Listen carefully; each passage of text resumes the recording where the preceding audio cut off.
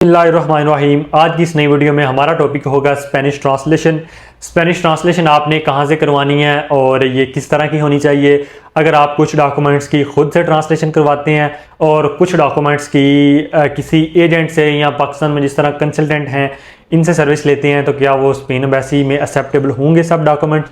और क्या अगर आप सब के सब ही डॉक्यूमेंट किसी एजेंट से या पाकिस्तान में जो कंसल्टेंट हैं उनसे सर्विस लेते हैं, जिस तरह हम भी ये सर्विस प्रोवाइड करते हैं, तो क्या वो स्पेन एम्बेसी में काबिल कबूल होगी या नहीं होगी? इसके मुतालिक जवाब आपको आज की इस वीडियो में मिलेगा।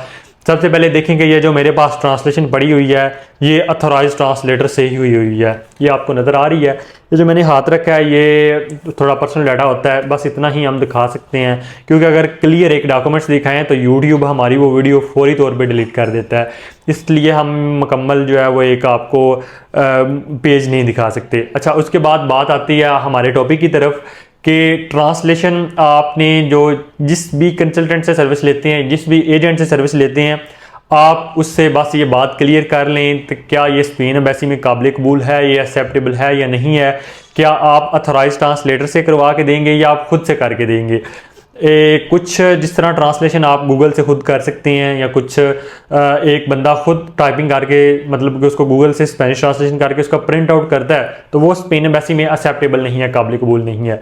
अब ये जो ट्रांसलेशन हम करवाते हैं ये अथोराइज ट्रांसलेटर से ट्रांसलेशन हुई होती है। स्पेन एम्बेसी ने इनको अथोराइज्ड किया हुआ है कि ये ट्रांसलेटर जो है ये ट्रांसलेशन कर सकते हैं, इनकी काबिल कबूल है और हम इनसे सर्विस लेते हैं। आप जैसे हमसे सर्विस लेते हैं हम आगे इनसे सर्विस लेते हैं। मैं आपको बात बिल्कुल क्लियरली बता रहा हूँ कि हम जो है वो अथोराइज ट्रांसलेटर जो होते हैं उनसे हमारा एक कॉन्ट्रैक्ट हुआ होता है, हमने उनसे सर्विस लेनी होती है। आपको बात बिल्कुल क्लियरली बता रहा हूँ कि आपका मकसद ये है कि अथोराइज ट्रांसलेटर से ट्रांसलेशन आपकी होनी चाहिए और जो कि स्पेन एम्बेसी में काबिल कबूल हो, एक्सेप्टेबल हो। अब हमारा सवाल आता है कि आप अगर कुछ डॉक्यूमेंट्स की खुद से करवा लेते हैं, वो किसी और ट्रांसलेटर से ट्रांसलेशन हुई होती है।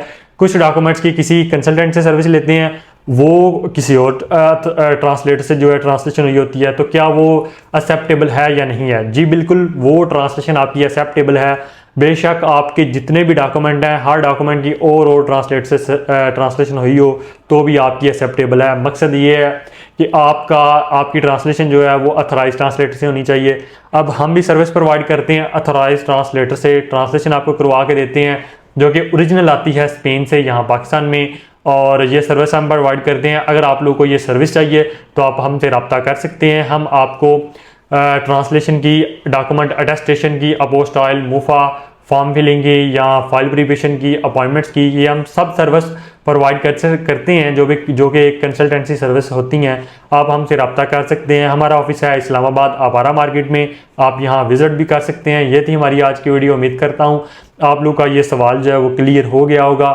मज़ीद अगर आप लोग का इससे रिलेटेड कोई सवाल है या किसी और स्पेन फैमिली वीज़ा से रिलेटेड कोई भी आपका सवाल है तो आप मुझे लाजमी कमेंट करें, मैं इंशाल्लाह उस पर आपको रिस्पॉन्स करूँगा या एक जो है शॉर्ट वीडियो बनाऊँगा। शुक्रिया, जज़ाकल्लाह।